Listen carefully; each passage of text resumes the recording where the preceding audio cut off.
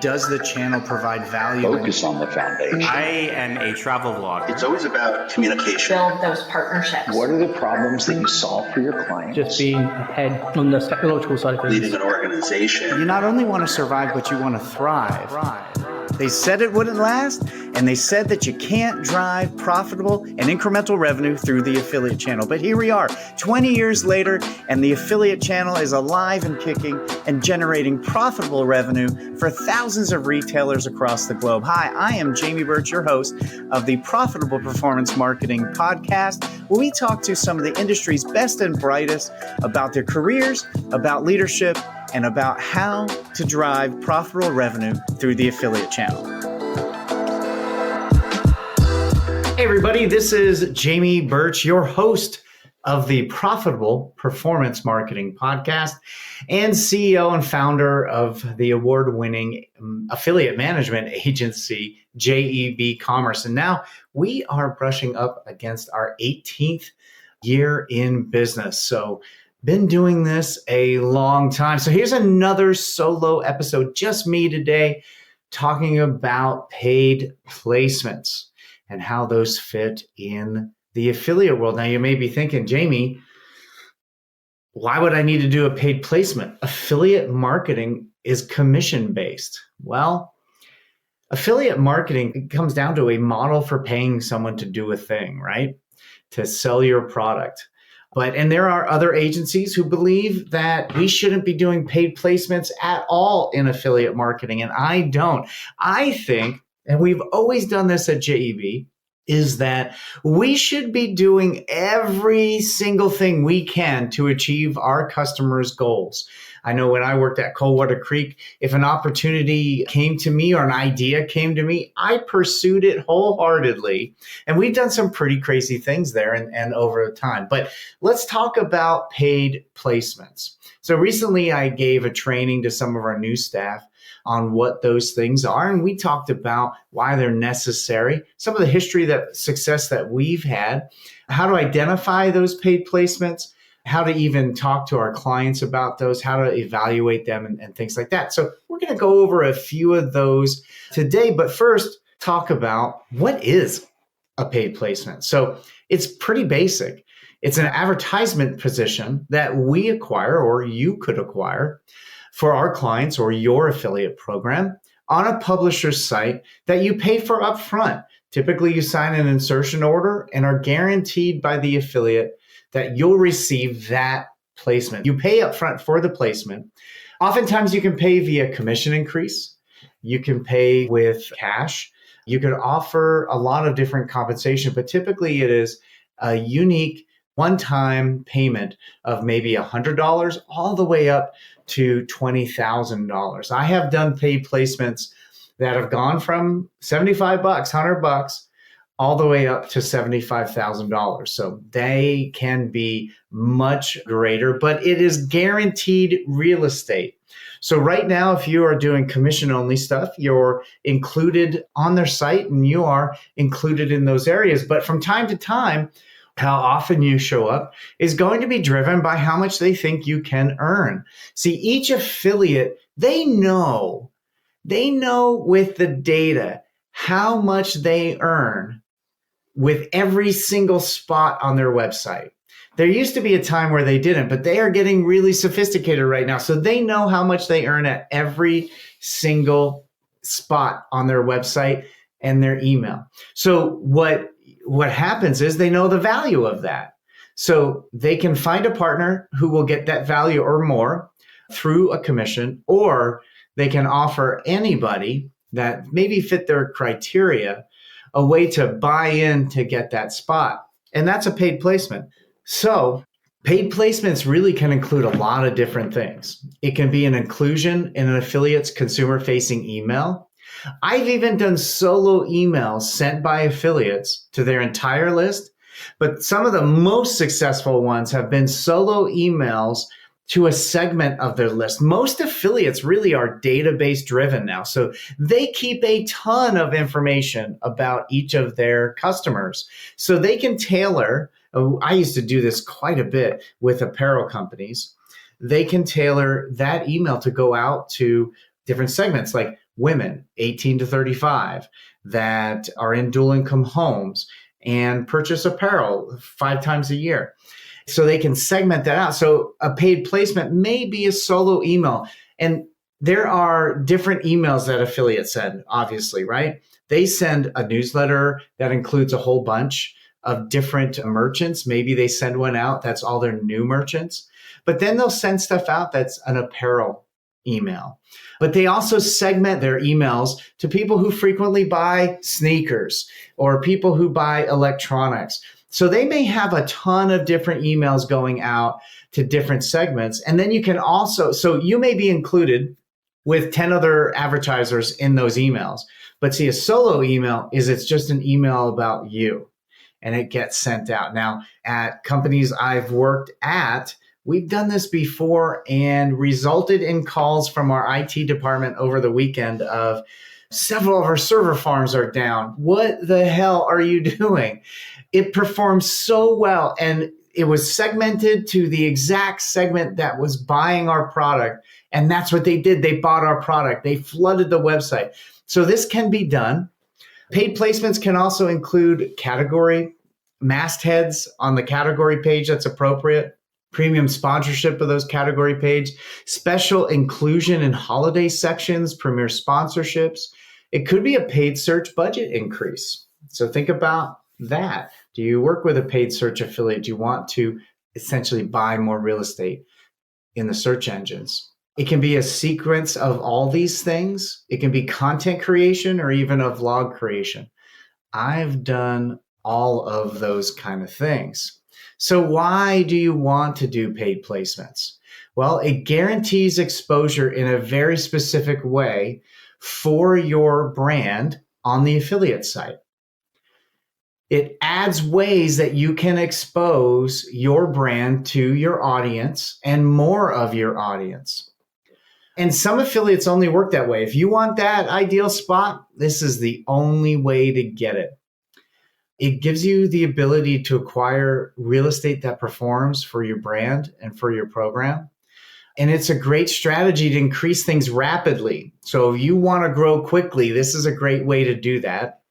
And like I said, affiliates know what each piece of real estate they own, how much that earns per 100 clicks, and they utilize that data. So it's a reason they know what that earns. If you can't always hit that with a commission, you can hit it in another way.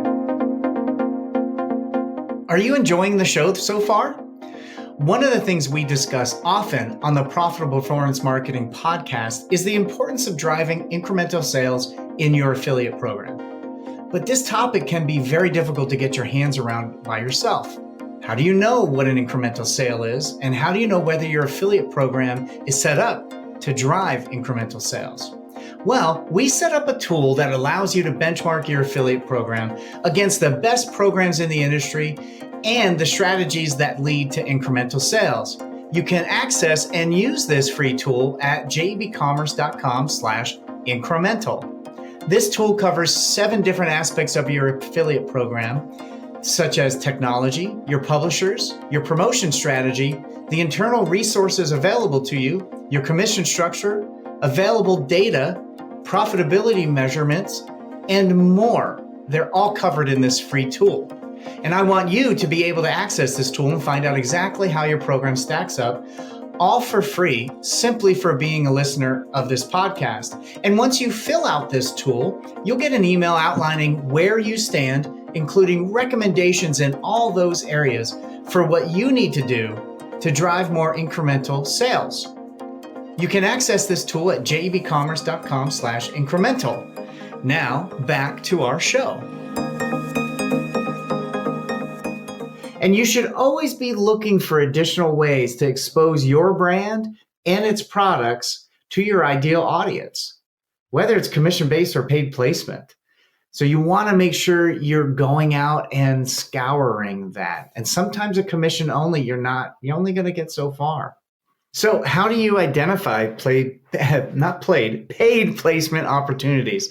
Well, the first thing you want to do is you want to make sure you have a good network of other affiliate managers, other affiliate marketers that you can reach out to.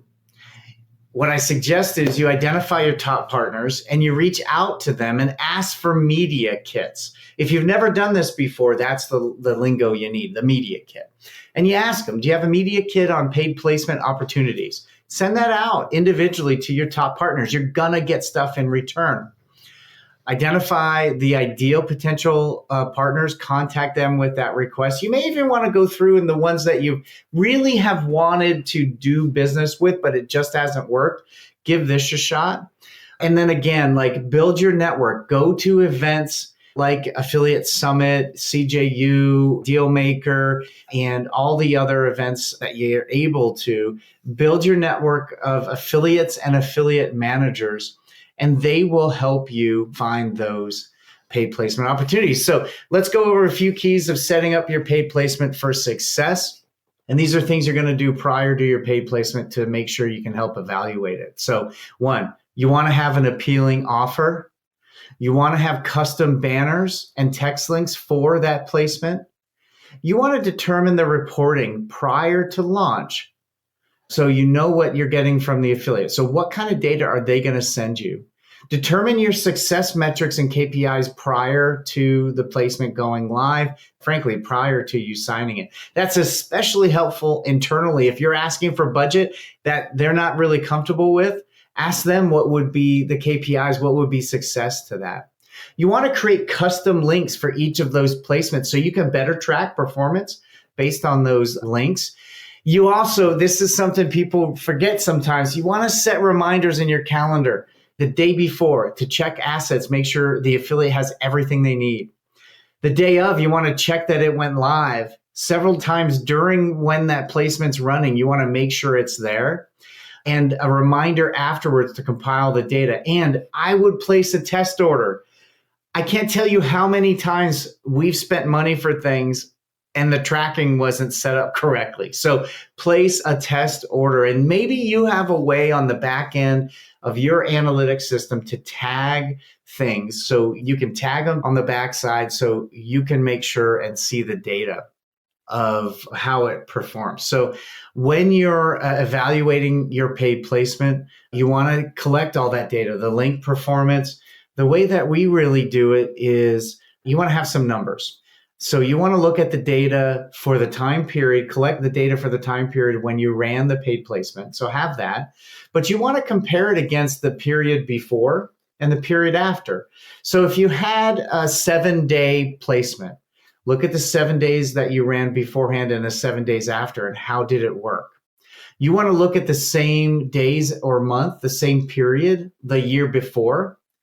And then one of the great ways to do this is you look for a white period. And a white period is typically when you have no other things going on. So it's just a blank canvas. This is the average when you're not doing anything special of how the program performs, and you compare it to that. You can also look at the daily running average, and then you can look at link performance. So that will tell you how it did. Now, will you ever be able to say 100%? This is what it did over what it would have done without the placement? Not really, but you can get really, really close, and all that data will help you paint a really clear picture. But not every paid placement is a success. That same example I gave you earlier when we brought down 2 out of 3 server farms, I did that same placement. 30 days later, I spent $25,000 and we got about $4,000 in sales. So it's not always going to work. One of the things you need to remember is if you're just getting into paid placements, these are all tests. And I would say you need a year of placement testing. So you're testing different affiliates, different seasons, different offers, different creative. It's all a test. After a year of testing, you're going to get a lot of information. So the next year you can do even better. But still, you're going to have things that fail. You want to make sure you have the data collected in all those different ways that I outlined earlier. You want to look through like Google Analytics or whatever your backend analytics. Look at the coupon redemptions, because sometimes the coupons are redeemed and there may have been a tracking problem. And then you want to see if traffic increased or conversion rate or AOV, if there was a fail somewhere around there. And then what we often do is we ask the affiliates for a make good. If we both, our affiliate partner and us, felt this was going to be really great, it was a good fit, but it didn't work, we will ask them, okay, we know you're not going to refund our money. And typically they don't. There's no guarantees in what we do. I talked to someone today that said affiliate marketing is like a sailboat. You do everything you can to get ready to catch the wind, and then you wait for the wind. It's a really good analogy of affiliate marketing. But sometimes I will go through and I will ask them to be included somewhere else. And oftentimes that happens. And the more pleasant you are with them and the longer history you have, the more likely you are to get that. So anyway, these are paid placements. They're nothing new. That we've been doing this kind of thing forever, but people often don't know that this is something they're able to do and have access to some really great audiences and can increase their performance greatly. So, hey, hit me up with questions. What questions do you have about paid placements? Email me at gethelp@JEBCommerce.com and I will answer every single one of those. I may turn that question into a podcast episode. And if you felt this episode was especially informative, please share it on all your socials, Facebook, Twitter, LinkedIn. Share it with your friends, anyone you know that needs to hear this. And we are constantly looking for new guests. So if you would like to be a guest on the Profitable Performance Marketing Podcast, please email me again at gethelp@JEBCommerce.com. And even if you know someone who you would like to have on the podcast and have me interview, we would love to do that. And if there are any episodes, any topics that you want me to address, talk about, you can email me at gethelp@JEBCommerce.com. And don't forget to share this. I hope you found this informative and it was helpful, but thank you for listening.